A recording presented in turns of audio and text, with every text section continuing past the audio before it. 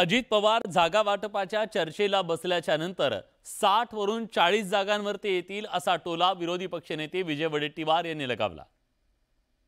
आता निवडणुकीची त्यांची घोषणा होण्यापूर्वी 60 वर आले, म्हणजे पुन्हा चर्चेमधून 40 वर येण्याची शक्यता मला दिसते आहे।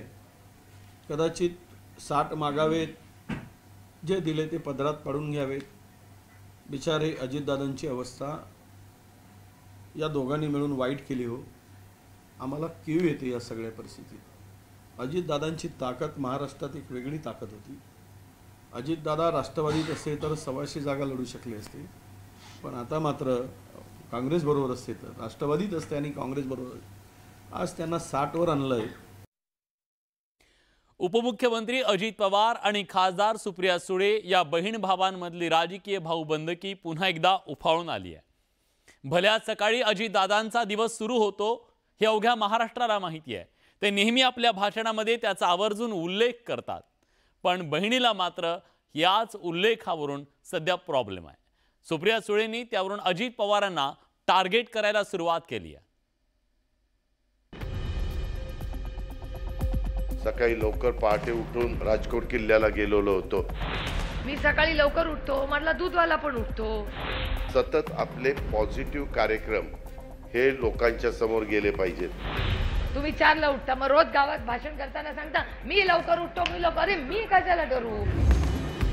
उपमुख्यमंत्री अजित पवार आणि सुप्रिया सुळे यांच्यात पुन्हा एकदा शाब्दिक जुगलबंदी सुरू झाली आहे। सुप्रिया सुळेंनी अजित पवारांना त्यांच्याच शब्दात पकडण्याचा प्रयत्न केलाय।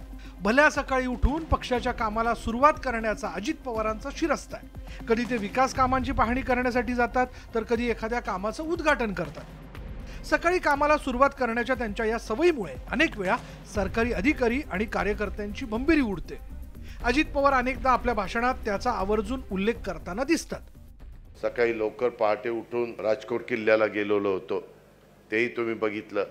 शेवटी सतत आपले पॉझिटिव्ह कार्यक्रम हे लोकांच्या समोर गेले पाहिजेत आणि एकदा काही गोष्टी सकाळी सांगितल्या तर मग ते दिवसभर चालू होतात।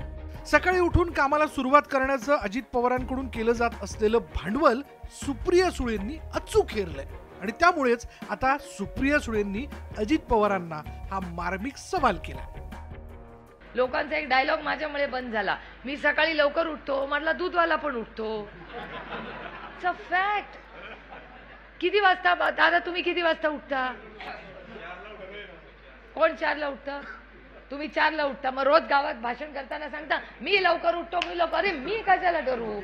तर तुमच्या बायकोचा प्रॉब्लेम आहे, तुम्ही किती वाजता उठता, माझा नाहीये। तिला चहा करायला लागतो। सुप्रिया सुळे एवढ्यावरच थांबले नाहीत, त्यांनी शरद पवारांचं उदाहरण दिलं। त्यामागचं कारणही तसंच आहे। शरद पवारांचा दिनक्रमही भल्या सकाळी सुरू होतो। हे बघा, आदरणीय पवार साहेब आजपर्यंत कधी भाषण केलं असं की मी लवकर उठतो, मी आजारी आहे, माझं वय झालं, तेवलं म्हणतात हे माझं वय नाही काढायचं। मी तुम्हाला सांगते कालचं उदाहरण, म्हणजे आपण घरात बसलोय म्हणून मी हे भाषण करते। काल आदरणीय पवार साहेब 4 वाजता जेवले। खरं तर अजित पवारांनी काका शरद पवारांकडून तो गुण घेतलाय, पण राष्ट्रवादीतील इतर नेत्यांचा दिवस मात्र जरा उशिराने सुरू होतो आणि त्यामुळेच अजित पवार जाणीवपूर्वक तो उल्लेख करतात आणि त्यामुळेच आता या बहीण भावात शाब्दिक युद्धाला सुरुवात झाली आहे। आता विधानसभा निवडणूक तोंडावर आली आहे, त्यामुळे पुन्हा एकदा दोन्ही राष्ट्रवादी काँग्रेस आमने-सामने येणार आहेत। लोकसभा निवडणुकीत शरद पवारांनी आपणच पॉवरफुल असल्याचं सिद्ध केलंय, त्यामुळे अजित पवारांनी विधानसभेसाठी मोर्चे बांधणी सुरू केली आहे। एका खासगी एजन्सीच्या माध्यमातून अजित पवारांनी आपलं राजकीय ब्रँडिंग सुरू केलंय आणि त्या एजन्सीच्या सूचनेमुळेच आता अजित पवारांची राष्ट्रवादी गुलाबी झाली आहे। आता विधानसभा निवडणुकीत ही राजकीय भाऊबंदकी उफाळून येण्याची शक्यता आहे। Bureau report, news 18 Lokmat.